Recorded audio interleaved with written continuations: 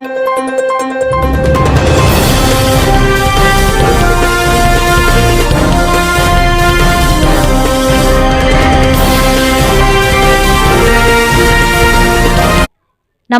సంచలనం TV news కి స్వాగతం. కర్నూలు జిల్లా పత్తికొండ పట్టణంలో పొదుపు మహిళల సమావేశం నిర్వహించి విఓలను నియమించాలి అని ఎస్సీ ఎస్టీ బీసీ మైనార్టీ మహిళా ఐక్యవేదిక వ్యవస్థాపక అధ్యక్షురాలు పట్నం రాజేశ్వరి అన్నారు.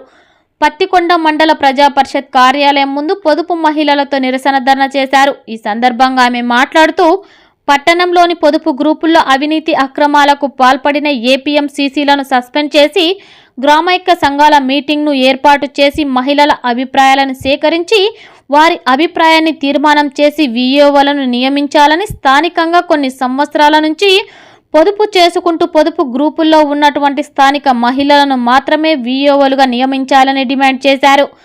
జిల్లా మెప్మా అధికారులు పొదుపు మహిళలతో సమగ్ర విచారణ జరిపించి నియమ నిబంధనల ప్రకారం విలేజ్ ఆర్గనైజింగ్ అసిస్టెంట్లుగా పొదుపు మహిళలను మాత్రమే నియమించాలని నిబంధనలను తుంగలో తొక్కి అధికారులను తప్పుదోవ పట్టించిన వారిపై చర్యలు తీసుకోవాలని ఆమె డిమాండ్ చేశారు. లేని పక్షంలో మహిళా ఐక్యవేదిక మహిళల ఆత్మగౌరవ హక్కుల పోరాటాన్ని తీవ్రతరం చేస్తామని ఆమె తెలిపారు. ఈ కార్యక్రమంలో మహిళా ఐక్యవేదిక జిల్లా అధ్యక్షురాలు పాలెం రాధ, పొదుపు గ్రామైక్య సంఘాల లీడర్లు లలితాబాయి, కేడి లలిత, వరలక్ష్మి మరియు పొదుపు మహిళలు వరలక్ష్మి, రేష్మ, రంగమ్మ, సుకన్య, ఆదిలక్ష్మి, ముంతాజ్, ఊరుకుందమ్మ తదితరులు పాల్గొన్నారు.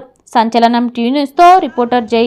ఎవరైతే లోకల్ గా పొదుపు గ్రూపులు నియమించుకుంటూ ఉన్నారో, పొదుపు గ్రూపులు నిర్వహిస్తా ఉన్నారో వాళ్ళతో సమావేశం జరిపి ఆ సమావేశంలో మెజార్టీ సభ్యుల అభిప్రాయాలను తీసుకొని వాళ్ళు ఎవరినైతే ఎన్నుకుంటారో ఆ ఎన్నుకున్నటువంటి వ్యక్తులనే విఓఎల్ గా పెట్టాలి.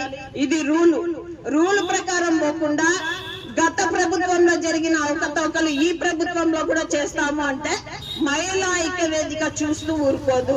ఖచ్చితంగా ఆత్మగౌరవ హక్కుల పోరాటాలు అయితే నిర్వహిస్తాం. ఇది మహిళలకు సంబంధించిన ఆత్మగౌరవ పోరాటం, ఇది మహిళలకు సంబంధించిన హక్కుల పోరాటం.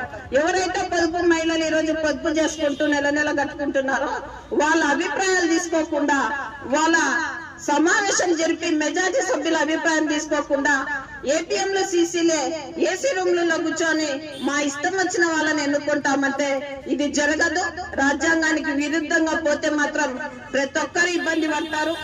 ఆ విషయాన్ని మొన్న ప్రజా సమస్యల పరిష్కార వేదికలో జిల్లా కలెక్టర్ కూడా రిప్రజెంటేషన్ ఇవ్వడం జరిగింది.